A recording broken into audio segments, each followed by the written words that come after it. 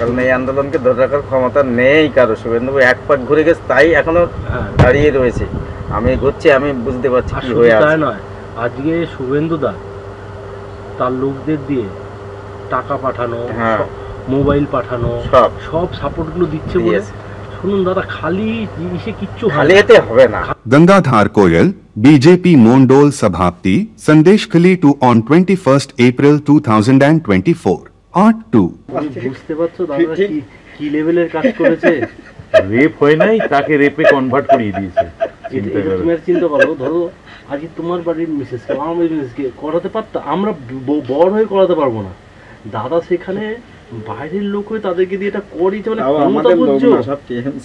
টিএমসির লোক, টিএমসির লোক তাদের করিয়েছেন।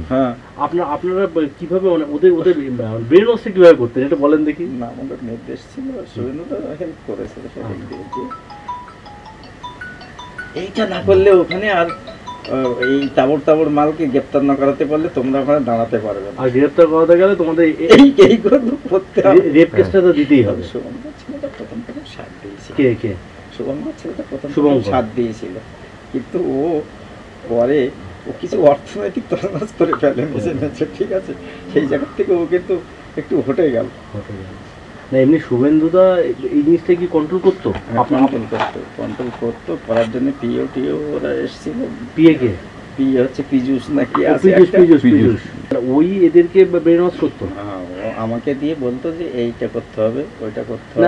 আপনারা কি ব্রেন ওয়াশ কিভাবে করতে? হ্যাঁ, ওই তো যে কমপ্লেনগুলো এইভাবে করো, আর আপনি সেটা করেই দেন, ঠিক আছে? ওরা যেটা বলতো আমি করিয়ে দিই। না, আপনি মেয়েদেরকে একটা মেয়ে যখন লিখতো যে আমাকে রেপ করেছে, মানে যেটা হয়নি তাও সেটা লিখছে, তা সেই ক্ষেত্রে তো ওরা তো প্রথমে তো না বলতো তো আপনাকে। না বলেনি, ওরা যেটা বলেছি সেটা শুনেছি।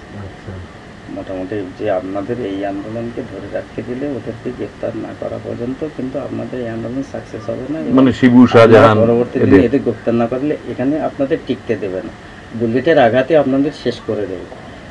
আর তাই করে দিত। আমি বললাম যে ওকে জবানবন্দির জন্য নিয়ে যাওয়া। সবার প্রথম জবানবন্দি কি একদম রেখাই, ওই যে সব প্রথম রেখাই করেছে, আর তারপর ওকে দেখে বাকি মহিলারা করেছে।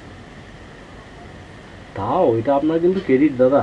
আরো 2-3 জনকে আর করানোর করেছিলাম, কিন্তু তারা রাজি ঠিক হলো না। কেন ভয় পেয়ে গেল যে আবার আমরা এই মিথ্যা রেপ কেস দেবো।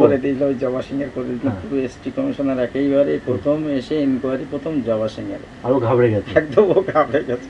আর মাদুর বিছিয়ে বসেছে। আচ্ছা, উনি তো জানছেন না যে বিষয়টা সাজানো আছে, ঘাবড়ে গিয়ে বলতে পারছে না। এটা তো বুঝতে পারছে না যে জবা সিং তো জানছে এটা মিথ্যে, ও তো বলতে কি ঘাবড়ে যাচ্ছে। এত বড় অফিসার, তার সামনে কত মিথ্যে কথা বলবে? কোনো ভয় নেই, আপনার সঙ্গে আমি আছি।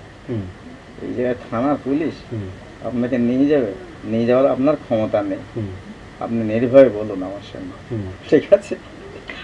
আগে যা এরা প্লটটা সাজিয়ে দিয়েছিল, মাথায় গেছে ঘেটে, এই পজিশনের লোক দেখে ঘেটে গেছে আর বলতে পারেনি। এইটাই হয়েছে, ওকে রিহার্সাল দেওয়ার দরকার ছিল আপনাদের।